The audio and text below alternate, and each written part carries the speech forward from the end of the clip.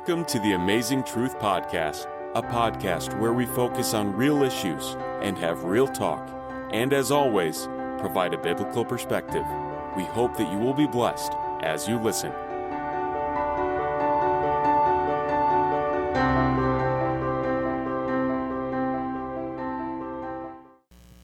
All right, welcome, gentlemen, ladies, viewers, listeners, whatever form, shape that you get your podcast. It could be through Apple what? Through Apple, through Spotify, through YouTube, through Facebook. However you come and get to listen and to hear about us, please, welcome. We like to have your presence.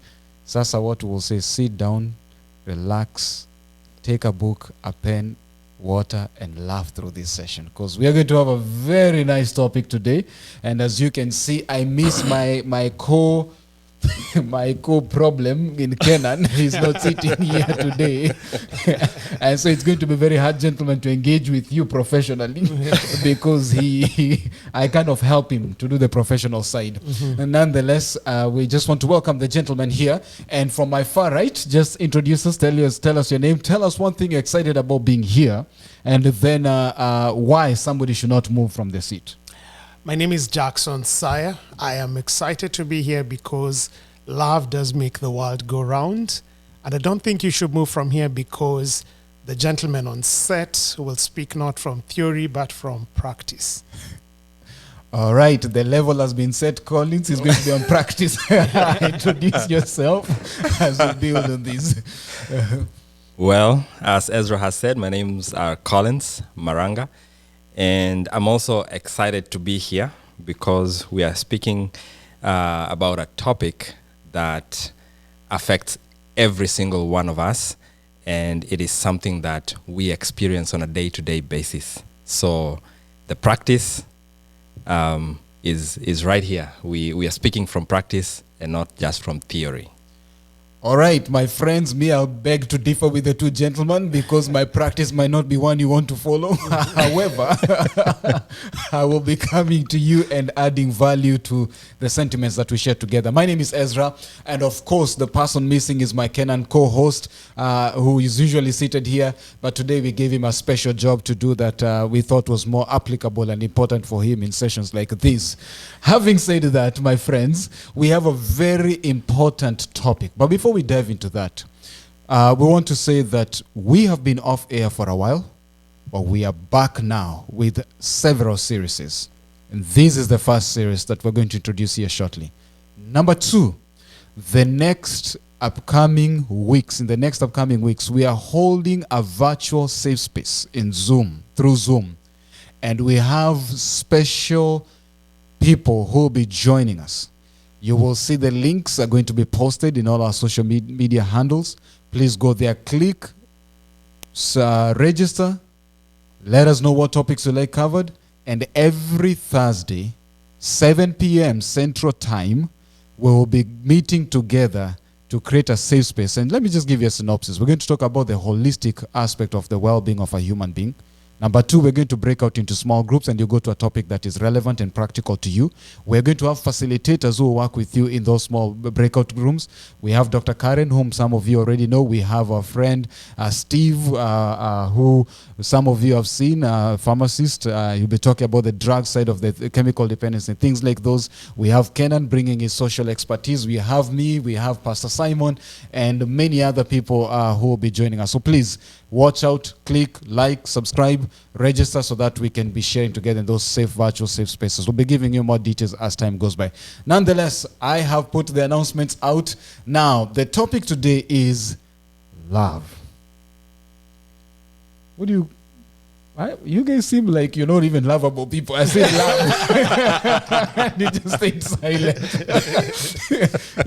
Love. Before we there's so many books that have been written about love. So many podcasts that have, and this is another one. We hope that this one will not be just another podcast about love. So many sermons that have been preached about love. So many seminars, so many workshops that have been done, have been preached. Have been presented on love. Yet, if you ask around, Some people will dare say that love is the thing that we miss currently as a society, as a world, as a church, as a people, as a community. Why is it that we have so many resources out there, so many books, yet still there seems to be a hunger for love? Let's break the ice with the two gentlemen on my right. Me, I've done my job now. How about you, my friends? You can share personal experience why you think love, whatever, however you want to take it off. This is a freestyle. Let's take it away. Collins, you want to lead us home? Well, thank you for the introduction. You see, why are there so many books about this topic, and yet the world is so miserable, or many people live in misery? I don't want to generalize to everyone, because not everyone is miserable, as we may think. That is very true. There are people who live happy lives. Now, why bring another topic? You see, I have worked with children, and I come from the children ministry area, Pathfinder and Adventurer area. Having observed children all through my life, probably half of my life, I have come to notice something that happens continually. When we have children that are coming from a marriage that is stable, with stable relationships, those children, they soar, and they are able to concentrate, they are able to learn, they are able to follow instructions, and they end up being they end up flourishing in life. And the opposite is also sometimes, not all the time. Sometimes the opposite is true. If we have a relationship that is struggling, or that doesn't provide the care that the children need as they grow up, we find that children do not concentrate in class. Children, they are daydreaming, and there's all sorts of things that affect them mentally. And so you will find that children, as they grow up, they will end up in the wrong companies. They will end up doing things that they regret later. And it takes time before a child come to really to realize what happened before in his or her childhood. The CDC has done a study on adverse childhood experiences. We call them ACEs. And violence in the home, divorce, and anger in the marriage are some of the items listed as adverse childhood experiences, meaning that they negatively affect children in their adulthood. They are likely to have mental illness as they when they get to adulthood because of those childhood experiences that they had. So what I'm hearing, Collins, is that because you've worked with children, you are seeing some patterns. I'm seeing patterns. And yes. as you start digging deep in those patterns, they seemingly to be leading back to this need of a stable environment in a home, in a household setting, for them to thrive in what the so-called concept of love. Yes. All right. My lovely brother in red, you wore the color of love. What are you hearing so far? Like why this topic? So, to just play with the words of the Lord's Prayer, we say, "Your will be done on earth as it is done in heaven." From my coaching experience, do a lot of coaching, especially for young adults.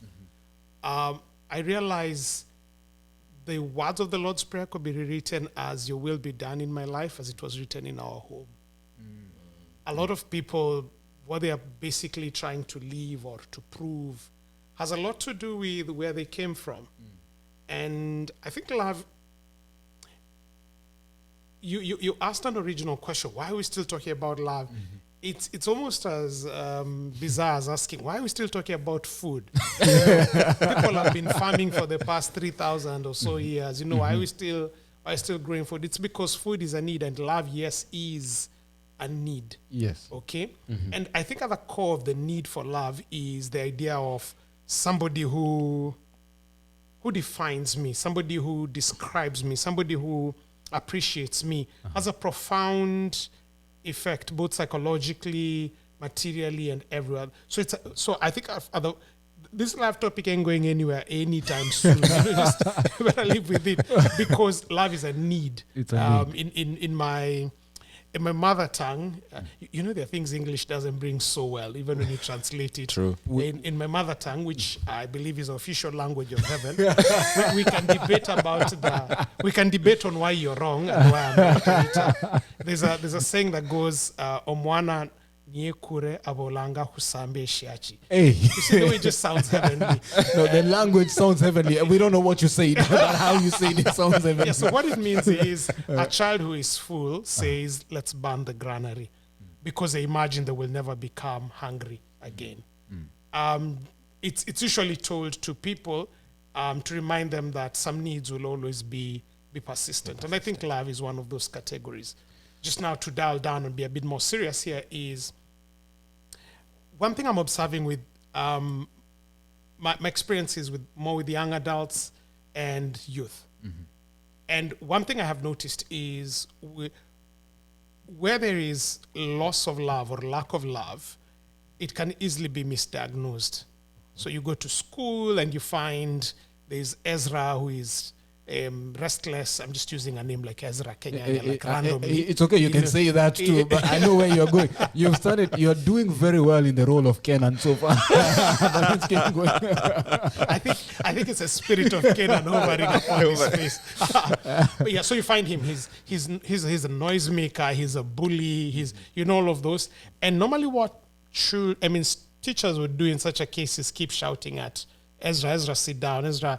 But many of them don't simply realize what Ezra is really looking for are two things: attention and love. And in their twisted child mind, they don't care how it comes to them as long as it's coming. So whether it's a teacher always calling out their name or not, it's because they're probably not getting the love at home. Now that child of chewing gum problems and noise making in class graduates to be the young adult who is ill-adjusted in their craving for love. If it's a girl, keeps throwing themselves at anybody who looks remotely to be loving or lovable, and if it's a guy, begins trying to overcompensate for the need of love out there, and that's how it manifests within the children's, young adults' lives. But also, it's just to think about. I've been a manager in my workspaces, and I realized more than 70%, and they say 70% of statistics is generated on the fly. I've not done an empirical study, but 70% of the cases I had to deal with where people are struggling with performance and everything at work had nothing to do with technical ability. Like these guys were smart, cutting edge, like they knew what they did, but when they were struggling at work, it had nothing to do with work. It had everything to do with love or its absence, or how it was coming. So it was either abuse and everything. So in other words, an employee who's coming to work heartbroken, or coming from a scenario where their spouse is cheating on them, they could know all the code in the world, but you can be sure they're not going to deliver at work on that day.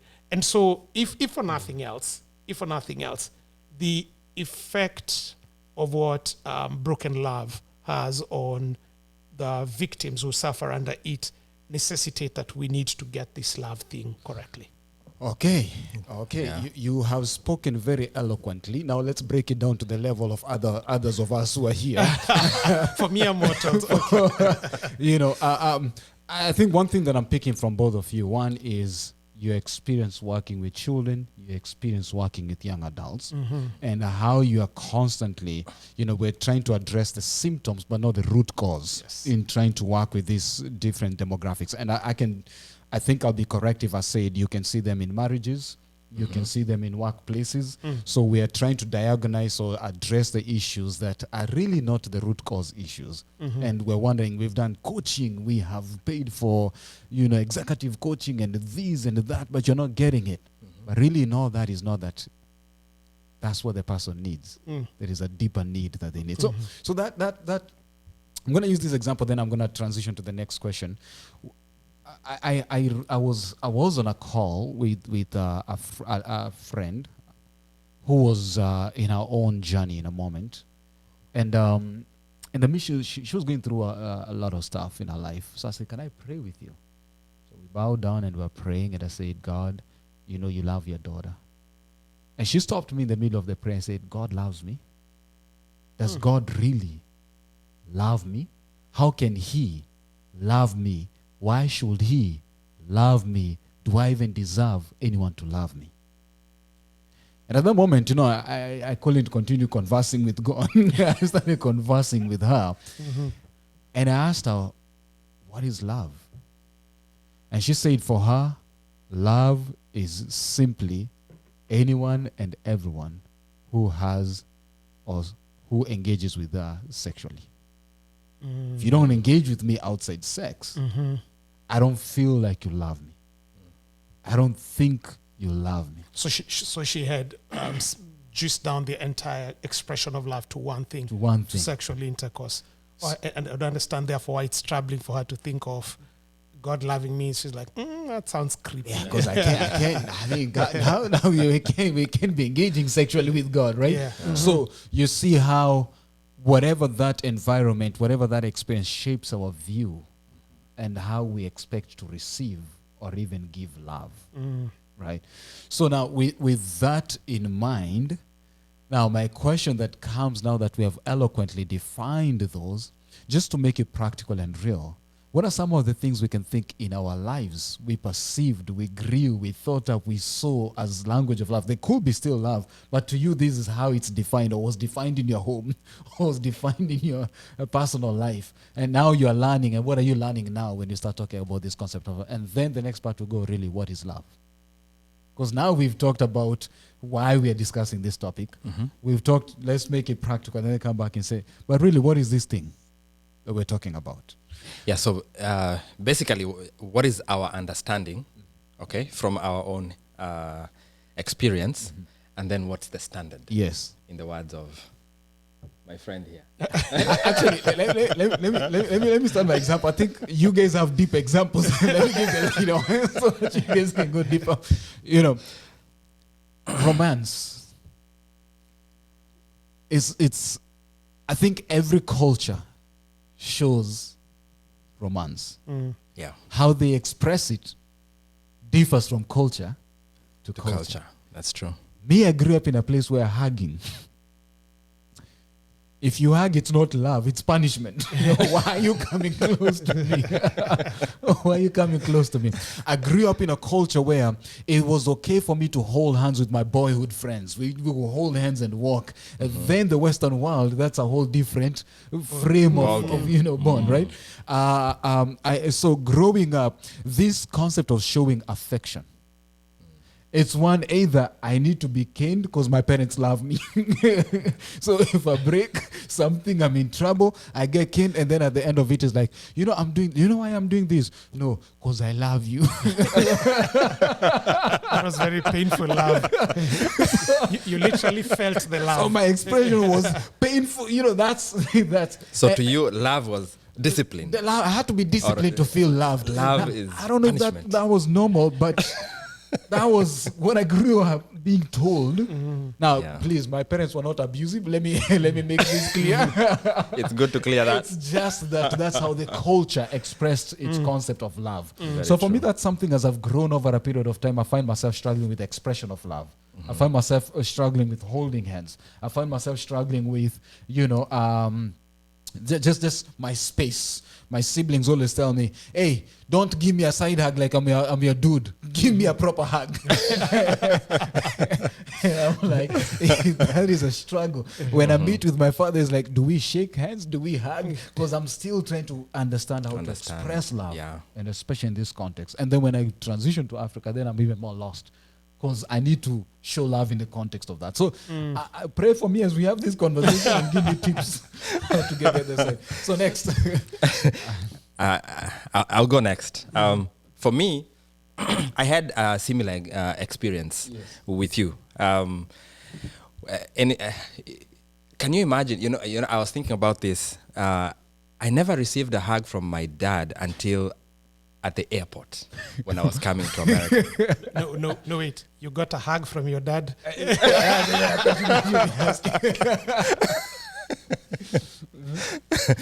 And as I was thinking through it, when I was young, just like you, whenever I was disciplined, that's when I was told, I love you. That's when the word love came to play. Later on, I associated love with conversation because my mom stopped not disciplining, but stopped using the canes and started talking to me. So anytime I did anything wrong, she brought us to the table. Yeah. And especially me, we talked at length, and she moved from the mistake that I made, and she cast a vision forward on how she would like me to turn out, which How have you turned out? created I would say positive feelings. Okay. With that experience, I enjoyed the discussions with my mom. All right. And those created positive feelings. I call them probably feelings of love. I don't know. Will you say, from your expressive perspective, you feel, compared to your dad and mom, where did you receive love from most?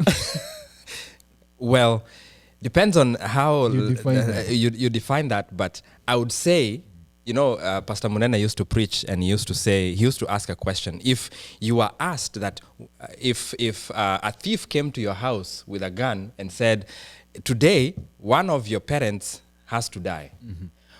Children, you have the freedom to choose who.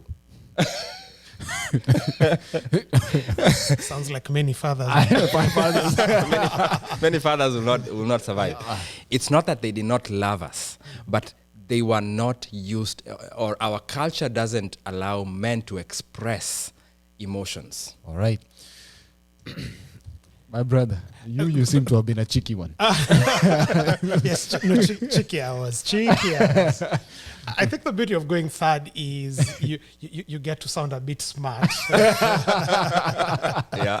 So for me, love was 3 P's. You have peas already. You have time to formulate it. So for me, growing up, and I actually even think probably parts of it still keep sneaking into later life. Love was 3 things. Love was performance, love was provision, and love was protection. Okay. Those are the 3 P's. Now let me explain with interesting examples. So love was protection. One of the most protective persons I have is my elder brother. Mm-hmm. He's a year older, but I think I would take a lion for me. I remember vividly on our way home once, we bought mandazis. Now I don't know another way to. So that's a dumpling for people from the Caribbean. That's a donut for Western people. So it's the same thing. Okay, so we used to buy them from the road, and so we just bought each one of us, myself, my younger brother, and my elder brother, and street kid came and snatched mine and my younger bros and took off, like lightning speed. My bro literally removed his bag, gave it to me, and his mandazi, and gave to the other bro. And in the middle of the street, took off and charged after, recovered the mandazis. And so it was at great risk to himself. We couldn't eat the mandazis because the kid who'd taken them was so dirty by the time, but he recovered the mandazi, So that image sticks with me as love is protection. The bro who shows up for you, or and we do show up for our siblings and for even our own parents. Mm-hmm. The love was provision. You remember the famous Christmas clothes, or if you become number 1 or you do well in school, you'll be given a certain thing, or your parents my parents sitting us down just before we went back to school. and telling us what cost it has cost them to get us back to school. They've taken loans and everything, and then using that to encourage us to work really hard. That was their way of expressing, hey, we love you, and the demonstration of that we love you is we're providing for you these things, even at great cost to ourselves. And then love was performance. You didn't need to be too long in life, like when you're in school, to begin realizing when you did well in school, you kind of were loved both at home and by your teachers. Yep. And that if you didn't do too well, you didn't feel the love, you know. You didn't feel the love. The guy was number. I started my schooling life by being number second last. I was number 34 out of 35. You started your career very well. There's a rap song that says we came from the bottom and now we're Bottom going up, right? In my second exam, I was I improved by one number because one guy didn't do the exam. It was nasty. So what I got at that time was a letter written home, a class 1, grade 1 here, class 1, saying we're expelling this kid. You know, it takes you to be special kind of dumb for the teachers to look at you in class 1 and say like, we're expelling this fellow. There's no hope. This guy, like, investing in this one has no benefit. We'd rather deploy the resources to a better place. Is there another student? We need this slot can be better used by another individual. Sure enough, through means most of them very you'd rather. So when that happened, I had to be taken for tuition from class 1, and when my grades began improving and I became a public speaker and stuff, the same teachers who would threaten to expel me now began showing me love. So I think in my childlike mind, I think what was imprinted was love is performance. And when you perform certain ways, it shows love. Now, all those three things have half-truths, which means they've also half-lies. And as an adult, therefore, there's the push, for instance, for performative love. You know, you feel you earn your spouse's love. I feel like maybe I need to earn my spouse's love by bringing in more money or performing certain duties and stuff for me to be loved. If you don't take time to understand where this comes from, then it can become injurious. Or that love is protection, and I am by default wired that way. I want to protect, you know, and at times it's both physical and also it's to protect people's reputation, and maybe that's what some guys tell me I make a good confidant, but it's just because my idea of love is whatever you tell me needs to stay with me, or if you're my true friend, I need to come out and protect you that way. So the picture I grew up with love was largely those three things. Some aspects are good, some are not too good about it.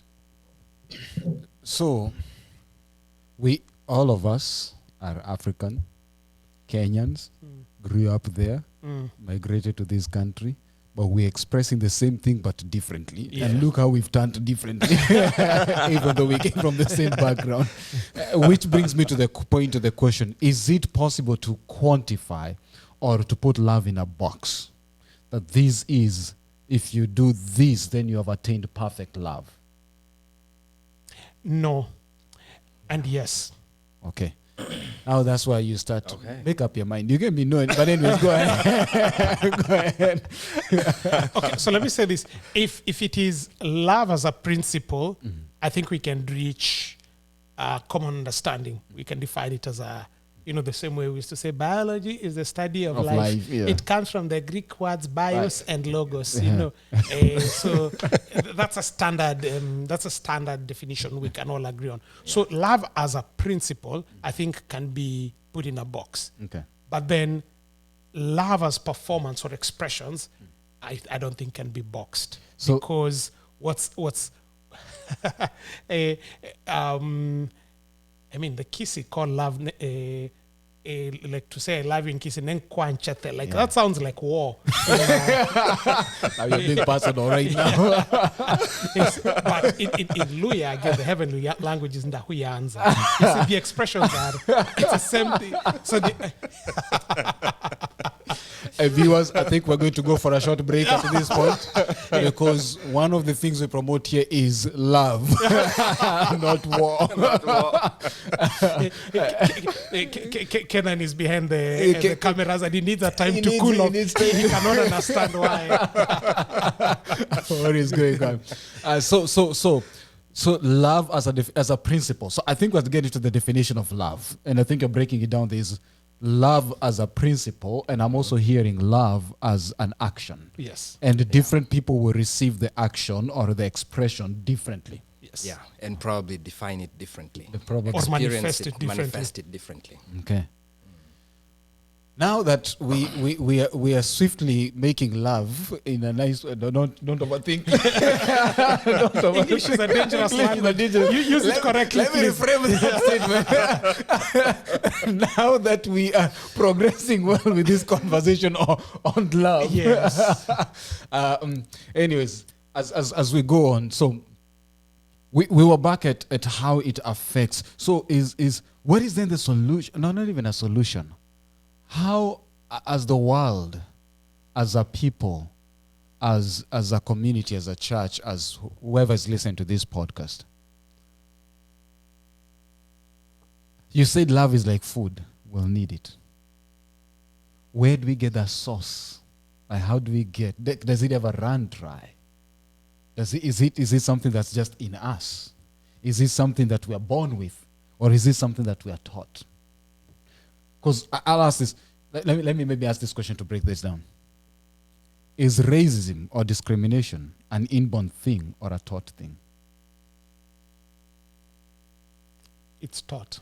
It's taught. It's a thought. And you just need to go to an incubator or a nursery for you to realize that when you put children of different colors in an incubator, they'll play with each other. In the nursery, they'll play with each other. Yeah. And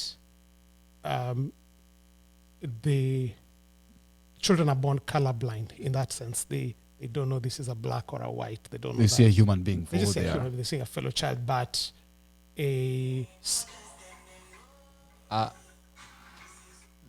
Okay, and that. but stereotypes are then instilled later on by precept or by example. So in the very same principle, Collins, Yes. are we born loving beings, or do we acquire and nurture it and then grow? I believe we are created with the capacity to love, Okay. and we are created with a need to be loved. Okay. And going back to the incubator, when a child is born with the need to connect with its parent. If you've ever watched a child nursing, you will find the child as the child drinks the milk, the child is also looking at the mother's eyes. The mother's eyes and the child's eyes are looking at each other. And the child is trying to figure out and to form a picture of who is this who's caring for me. And if the child is fed at the right time, when the child shows signs of hunger, when the child is changed, as soon as the child shows signs of discomfort, when the child's needs are met as soon as they show themselves, what results is what psychologists call attachment. Okay. This child begins to prefer to be with this person who is meeting his or her needs. Yeah.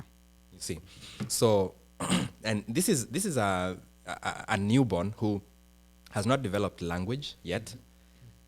You will not be able to define love, and this child understands, but you can see that bond being created. And as the child grows, you will find that the child will always prefer to be next to the mother. Okay. If the child is injured at 2 years old, at 3 years old, the child will cry and run to the mother, and the child needs to be the pain to be taken away, but also she or he needs a hug that will let the child know that you're okay and I love you. So it's nurtured Yes. over a period of time, or you can shape it. But everyone is born with the desire and the capacity Yes. to love or to be loved. Yes. So it's something that we cannot say, me, this thing of love, I'm done with it. In other words, like me, I'm just going to, can someone say, I don't need love, I'm done with this concept of love? Or this desire, or this. Now, you always go third, so that will give you time to create the P's. The P's and the D's. The P's and the D's. I would say as he creates his E's and F's, as he's coining that. Be nice. What I would say, the opposite is also true. Psychologists have found that children who are neglected grow in a way that they also become violent. If a child is not changed immediately, the child shows signs of discomfort. If a child is not fed, immediately the child shows signs of hunger. If the child's needs are not met immediately, or when they desire to have them met, it becomes hard for the child to create a bond, an attachment bond with the child's caregivers. So it's nurtured again. You can either nurture it for the positive, or if we fail to nurture it, can also develop these other attributes that are not so pleasant. Yes. Because you're like, okay. Yep. I can say today I don't need food, but that doesn't make it true. Okay? It could come from a place where maybe I ate, again, a random name, Kenan's cooking, and it made me, it made my stomach upset, and I declare from there that I never want food again. Yeah. The statement is true insofar as my experience is concerned, but it is not legitimate as reality goes. In a matter of a few days, I will feel hungry again. And I then have an option of approaching food cautiously or really restricting where I try to get my food. I think the same is true with love. Saying that this love thing is not for me, or I don't need love, you can't say it. You're at liberty to say it, but it doesn't make it true. Okay? It can come from a place where your heart is calloused or has blisters or is offended against love because, like Collins has ably put it, there's a history within you of either not receiving it or receiving it at the right time and stuff. But that still does not remove its need. One thing human beings do is hope deferred can soon be rebranded as an enemy, and therefore you begin attacking hope. Also partly as a defense mechanism, because if I downplay my need for hope or I attack hope as an evil thing, then if it never comes through, I don't feel like I have made any loss. So a lot of people who voice or live like they don't need love is probably something for coping, or comes from a heart that has been wounded in its pursuit of love or in its experience of love. And therefore, while what they are voicing is a legitimate expression, it does not negate that reality at the base of the human need. Their hearts can heal, and then they can be able to subsequently experience and express true love. Any thoughts on everything we have said so far as we continue engaging? I'm thinking of people who are listening. I'm thinking about our audience. I'm thinking of someone who, is in a place where they feel that this thing of love is not for me. What would be the steps that you can speak to someone like that and say, maybe retrace your steps? Or what are those steps to restrain? Where is this, finding the root cause? Where is this coming from? Or what am I desiring, or my definition of what I desire as what I'm expected to be presented to me as love? Am I making sense with my question? Yes, you are. Okay. So how do we, I have, we said we're going to keep it practical and real, right? I don't know about you guys, but me, I've been dumped before. That experience is painful. On the streets, they call it character development. Character development. I have gone through the school of character development, right? As the teacher or as the student? The Now you're getting too personal. I'm getting too personal. Okay, or maybe as the curriculum As developer. the curriculum developer, develop the curriculum. As a principal. And the principal, school in this owner. school of character development, right? Right. And that thing can be so stressful, man. That thing, actually, the one moment in my life that I can sit down and say I was depressed is that moment when I realized, I'm here by myself. And I remember my roommate sitting down and telling me, bro, you have not left that couch for 3 days. And I'm like, who is this person who's holding me down and they're not here? My life has come to a standstill. Like, we laugh, but that's the story of many people. It's true. We laugh, and that's the journey that many relationships are currently, or even have gone through, or people are currently experiencing. And one, sometimes there's no safe space True. to even try to process, identify, understand. And there's a quote that says, pain that's not processed. How does the quote go? It says something to the... I'll go until you go then the third person, then I will have found that quote. But it's something that, pain in, pain out. Pretty much that's what the statement says. It's like if you're hurt, you're likely to just give hurt out. If you don't process it, Yeah. you're likely to dish out pain to others. Hurt people. Hurt people. You see, you go third always. So I've spoken, you've spoken, now you've summarized it the right way. So how do we, for someone in that journey, as we continue starting to dig deeper in this concept of love? And I know today we're just laying those foundations, discussing overall natural. We'll start getting to specifics as we build on in the future. And, I approach it from a social perspective, from a spiritual perspective, from all these angles as we get deeper, emotional perspective and so forth. But what message will you have? Like, if you've been there, how did you cope? How do you cope? How would you encourage people to work around that situation?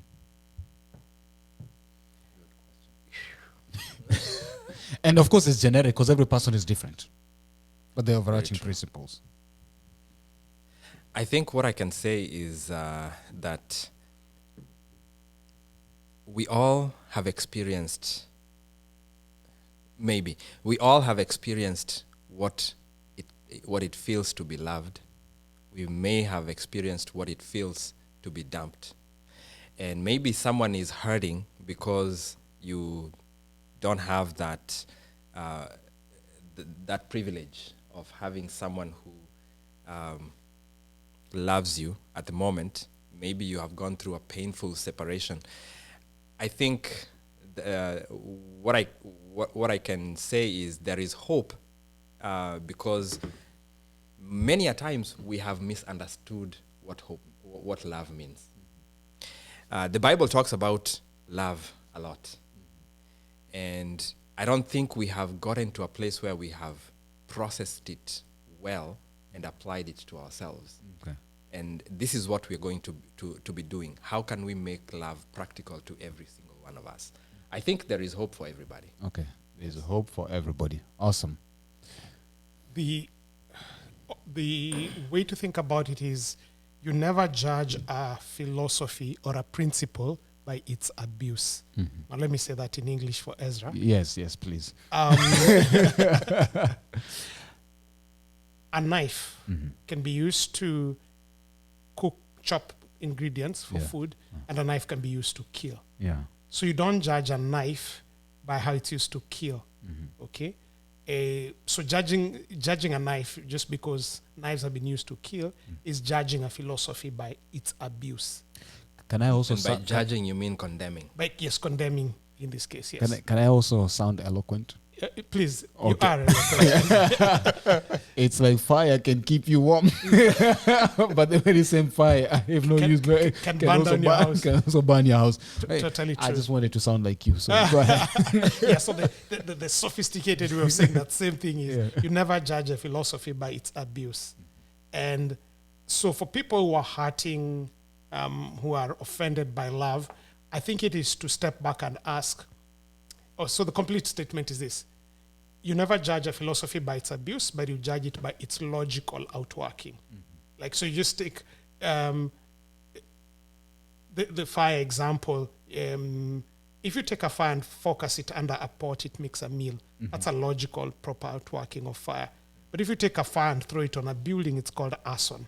So you don't judge a principle by its abuse, but you judge it by its logical outworking. So that's the first thing for people to understand. If you're hurting from love, you need to question. It begins by asking yourself, what am I really offended at? Is it the way love was abused from childhood, as a young adult, as by my spouse, or is it the logical outworking of love? That's, number one way to think about it. Then number two is to ask yourself things like, cars do have accidents, and sometimes even kill fatally, but people still buy cars, okay? Houses do get gutted down by fire or swept away by a hurricane, but people still reacquire new mortgages. So the fact that we've experienced setbacks or injuries in the name of love or in actual love should not necessarily be the termination of that thing. We can hope again, we can heal again, because these things are reboundable.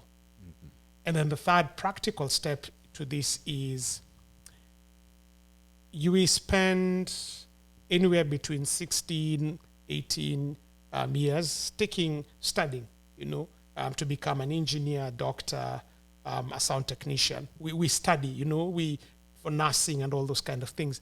But we hardly do the same for love, for the relationships that matter. And so I think one of the solutions, or one of the things that for people who are becoming cynical about love, they need to ask themselves, how much have they invested in making love a genuine study? Because if we don't do that, what we will be capable of doing is falling for the sentiment and not for the reality. How well equipped you we often operate in love like we have an inbuilt manual of love that just someone becomes active at a point X. No, it's, as we've studied together, it's nurtured, and at times it can be misnurtured. But the brilliant thing in life is the ability of the brain to be remodeled. Even at an advanced age, we can be able to be remodeled by getting the right information and the right things. But at a practical level, but they have also undergone character development. Kumbe, you're in the same school with me.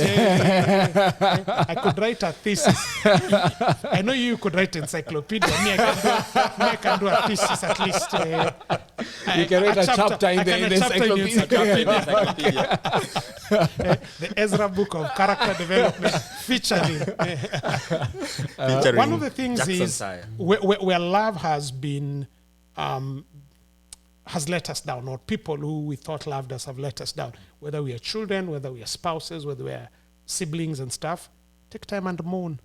You at times rush the grief process and we want people loving again, moving again. Just take time, acknowledge that feeling, mourn for it, but then don't step from it. Don't stop there. Go back to the other things and begin asking, what's holding me down? Is it the abuse of the philosophy, or is it the real philosophy? And then, is it something worth sticking out my life again and begin moving again? Yes. And then the next thing is just be wise about it. Study more so that you will begin placing your love on individuals and objects that are worthy and not unworthy. Awesome. We are now starting to winding up, because today we were just getting to know each other in this topic of love. Not getting to know each other, getting to talk more about love. Ezra, you need a timeout. Your use of English, I need to see your transcript. Those are intentional, because now you see you've laughed, right? So that we can be able. We are talking about, and by the way, we are talking about a topic that at times we struggle in expressing it. We feel somehow uncomfortable in talking about it. Yet it's such a beautiful thing that is inborn. It's something that was given to us. But because it has been misguided, it's been abused in the past, we even feel uncomfortable in certain ways of expression. And rightly so, right?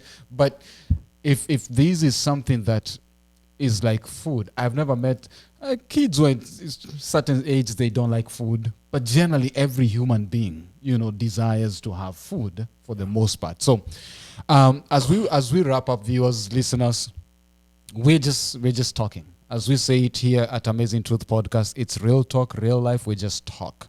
we just express ourselves, because many a times that you have these things in your head, in your mind, but you don't have the safe space to really engage and converse with them and be challenged. So we are encouraging you just to write a comment, to send a message, to share with us your experience, and 2 or 3 people that will send us something exciting will read it anonymously, of course, not unless you give us the way forward, so that we can also share your experience, because this is your podcast, is our podcast. As we part ways, this is just part 1. We are going to be building and looking at this topic from all different angles, not because we're experts, because we are seeking and searching to learn more about this, because we've gone to the school of character development, and because there's a few things that we can relate with you and with each other. But I want to finish with this poem from a sister friend of ours who was in this podcast. Her name is Edna, and she writes a poem, and she says in her book, the title is, it's a poem book, I will tell you the title here shortly. She says, "True love who can find? Pure love my heart to bind. I gave up the search, but could there be a match? I said love, it's not a must, but my heart is gathering dust. Cobwebs of pain, nothing to gain. A heartache again, should I complain? True love, God does provide. Pure love, please guide, be my guide. A heart that's broken, let's leave that unspoken. If only love could mend the brokenness, if only love could take away the hopelessness, but true love, who can find? Pure love, my heart to bind." Beautiful. So very beautiful poem. I think there's a lot to dig deeper in that, but there's some of us who our hearts are gathering cobwebs. There's some of us who are asking, is love a must? There's some of us who are still chained in the webs of pain and nothing to gain in our journey. But true love, God does provide. We'll talk about that further when we come to the spiritual aspect. Thank you, guys. That has been our time here at Amazing Truth Podcast. Have a good one. Thank you for listening to this episode of the Amazing Truth Podcast. We hope you were blessed as you listened. Don't forget to share, like, and subscribe. God bless you, and see you on the next one.